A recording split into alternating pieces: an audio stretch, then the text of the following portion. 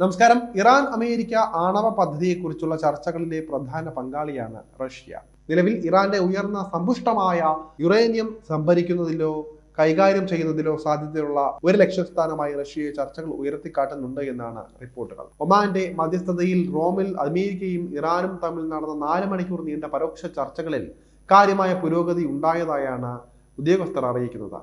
2018 തന്റെ ആദ്യ ഭരണകാലത്ത് ഇറാനും ലോകശക്തികളും തമ്മിലുള്ള 2015 ആണവ കരാർ ഉപേക്ഷിച്ച ഡൊണാൾഡ് ട്രംപ് ആണവായുധം വികസിപ്പിക്കുന്നതിൽ നിന്ന് തടയുന്ന ഒരു പുതിയ കരാറിൽ വേഗത്തിൽ എത്തിയില്ല എങ്കിൽ ഇറാനെ ആക്രമിക്കുമെന്ന ഭീഷണിയായിരുന്നു ഉയർത്തിയിരുന്നത്.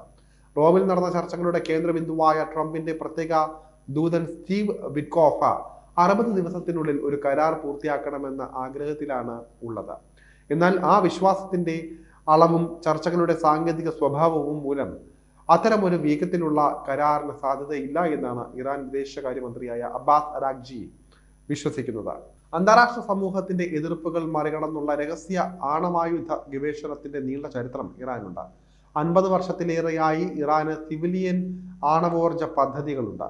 1980കളിൽ ഷാ പഹ്ലവിയുടെ ഭരണകാലത്ത് അമേരിക്കയുടെ പിന്തുണയോടെയും സഹായത്തോടെയുമാണ് ഇറാൻ ആണവ പദ്ധതി ആരംഭിച്ചത്. 1958 അന്താരാഷ്ട്ര ആണവോർജ ഏജൻസിയിൽ അവർ അംഗമായി. 1963 ഇറാൻ ഭാഗിക ആണവ പരീക്ഷണ നിരോധന ഉടമ്പടിയിൽ ഒപ്പുവെക്കുകയും അത് അംഗീകരിക്കുകയും ചെയ്തു. 1967 ആറ്റം ഫോർ പീസ് പ്രോഗ്രാമിന്റെ ഭാഗമായി അമേരിക്ക ഇറാന് ഗവേഷണ റിയാക്ടർ നൽകി. 1970 അവർ ആണവായുധ വ്യാപനം തടയാനുള്ള കരാർ അംഗീകരിക്കുകയും ചെയ്തു. 1974 ഇറാന്റെ ആണവോർജ നിയമം പ്രഖ്യാപിക്കുന്നത്. 70കളുടെ മധ്യത്തിൽ ഫ്രാൻസ്, പശ്ചിമ ജർമ്മനി എന്നിവയുൾപ്പെടെയുള്ള രാജ്യങ്ങളിൽ നിന്ന് ഇറാന് ആണവ സഹായങ്ങളും ലഭിച്ചിരുന്നു. ഇതെല്ലാമാണെങ്കിലും 1979 ഇസ്ലാമിക വിപ്ലവം രാജ്യത്തിന്റെ ആണവ പദ്ധതിയെ പിന്നോട്ടടിച്ചു. ഷാ പഹ്ലവി അട്ടിമറിക്കപ്പെട്ടതോടെ പടിഞ്ഞാറൻ രാജ്യങ്ങളുമായുള്ള ആണവ സഹകരണം അവസാനിച്ചു. ഭരണമാറ്റത്തിന് പിന്നാലെ അമേരിക്ക ശത്രുപക്ഷത്തായി. 1980 ഇറാൻ ഇറാഖ് യുദ്ധമാണ് ആണവ പദ്ധതികൾ പുനരുജ്ജീവിപ്പിക്കാൻ ഇറാനെ പ്രേരിപ്പിച്ചത്.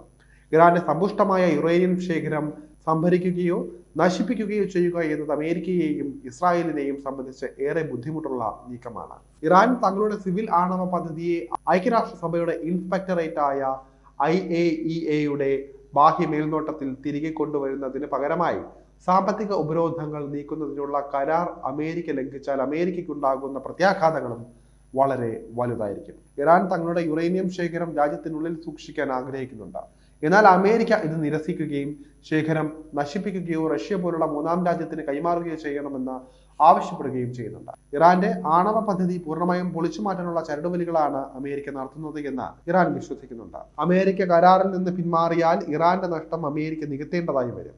ഇതിനായി സാമ്പത്തിക പിഴ എന്ന ആശയം ഇറാൻ മുൻപ് മുന്നോട്ട് വച്ചിരുന്നു. എന്നാൽ ഒരു കരാറിന്റെ അഭാവത്തിൽ നടപ്പാക്കൽ സംവിധാനം ഇപ്പോഴും അനിശ്ചിതത്വത്തിലുമാണ്. ഇരു വിഭാഗങ്ങൾക്കും ഇടയിൽ ഉയർന്ന തോതിലുള്ള അവിശ്വാസം നിലനിൽക്കുന്നുണ്ട്.